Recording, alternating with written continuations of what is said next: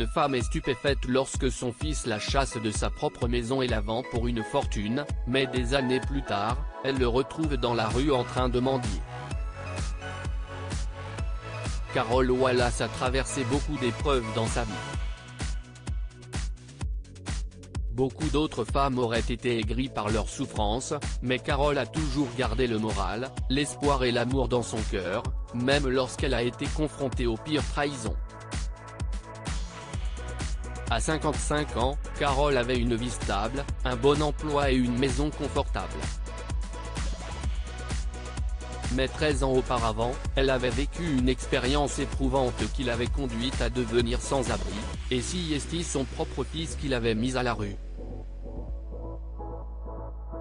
Carol s'était mariée pour la première fois à l'âge de 18 ans avec un homme charmant et plus âgé qui l'avait séduite.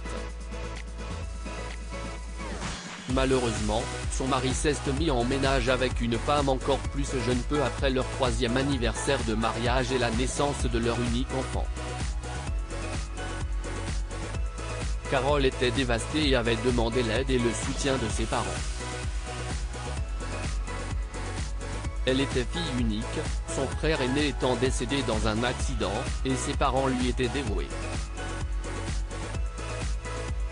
Elle se ressaisit et se consacra à sa carrière et à l'éducation de son fils, Greg.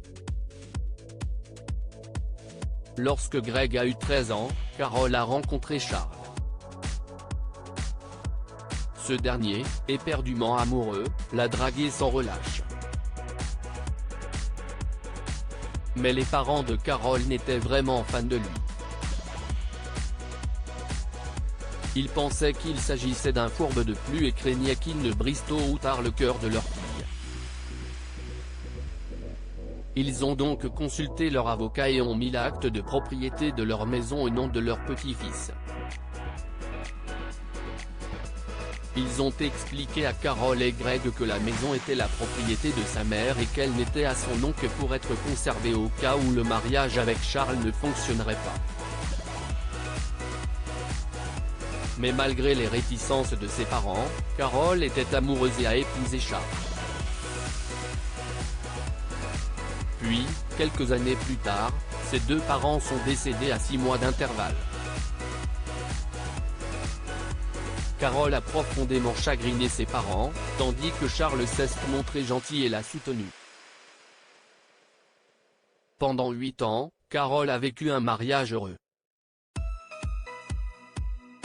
Elle pensait avoir enfin rencontré et épousé l'homme de ses rêves. Mais le réveil fut brutal. 2 jours après son 42e anniversaire, Charles lui annonça qu'il voulait divorcer. Il lui expliqua, avec beaucoup de charme, que même s'il l'aimait, il pensait que son bonheur se trouvait ailleurs. Il insista également sur le partage de leurs biens et fut très contrarié de découvrir que les biens de grande valeur de ses parents ne lui appartenaient pas.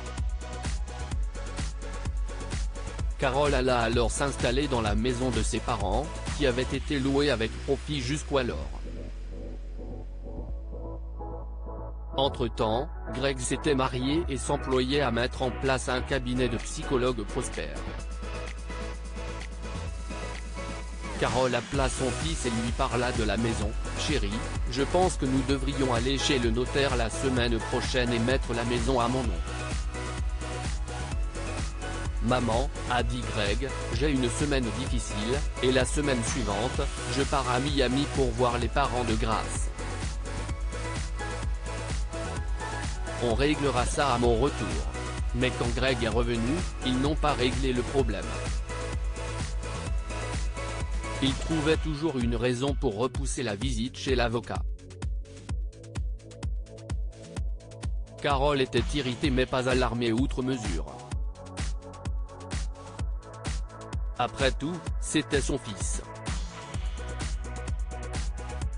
2 mois plus tard, Greg passa à l'improviste. « Bonjour maman », dit-il avec désinvolture. « Écoute, je veux que tu déménages d'ici la fin de la semaine. J'ai vendu la maison. Carole fit tomber la théière qu'elle tenait, éclaboussant ses jambes de thé bouillant.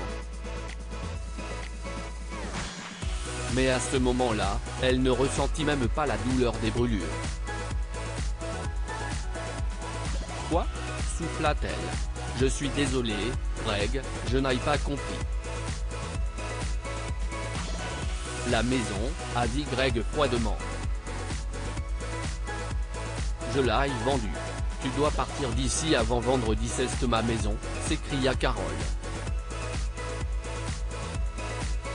Comment as-tu pu la vendre ? D'un point de vue légal, dit-il. La maison m'appartient. Elle est à mon nom, ma propriété, et comme tu ne paies pas de loyer, tu dois partir immédiatement. Carole avait 3 jours pour quitter la maison et trouver un nouveau logement. Heureusement, une bonne amie a accepté de l'héberger.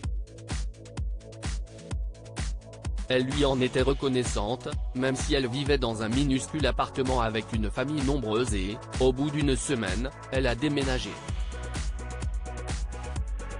Elle a commencé à vivre dans sa voiture, à se doucher et à se changer à la salle de sport, et personne ne s'est rendu compte qu'elle était sans abri. Au bout d'1 an, elle a réussi à trouver une caution pour un petit appartement. Petit à petit, elle s'est reprise en main, a économisé et a même commencé à sortir avec un homme sympathique. 13 ans après que son fils l'a mise à la porte, Carole est allée dîner.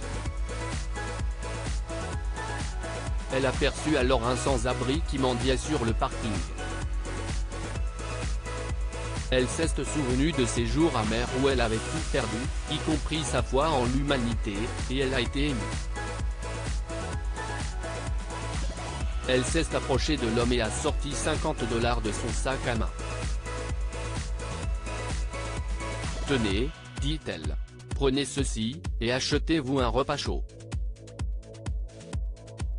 Mais à ce moment-là, le mendiant a levé la tête et la lumière du réverbère a éclairé son visage. Greg, s'écria Carole. C'était bien son fils, mais il a changé. Il semblait plus âgé, maigre et en haillons. Qu'est-ce qui t'est arrivé ? s'est-elle exclamé. Où est Grace ? Maman ? A dit Greg.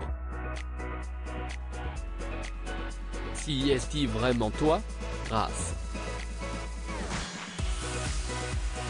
Grace m'a quitté. Nous avons vendu la maison pour $400 000, mais j'ai fait des paris. Grace a pris ce qui restait. J'ai fait des affaires louches et j'ai perdu ma licence. Viens avec moi, a dit Carole en aidant doucement son fils à se lever. Tu ne dormiras pas ici ce soir. Elle a appelé pour annuler son rendez-vous au restaurant et a ramené Greg chez elle pour lui offrir un repas. Cette nuit-là, Greg a dormi sur son canapé, mais le lendemain, Carole a puisé dans ses économies et lui a acheté une caravane pour y vivre. Avec son aide, Greg a trouvé un emploi de conseiller dans une maison de transition et a lentement commencé à reconstruire sa vie. Maman, a dit Greg. Après tout ce que je t'ai fait, pourquoi m'aides-tu encore ? Carole sourit. Mon fils, tu devrais savoir que, quoi qu'il arrive, le cœur d'une mère est toujours ouvert.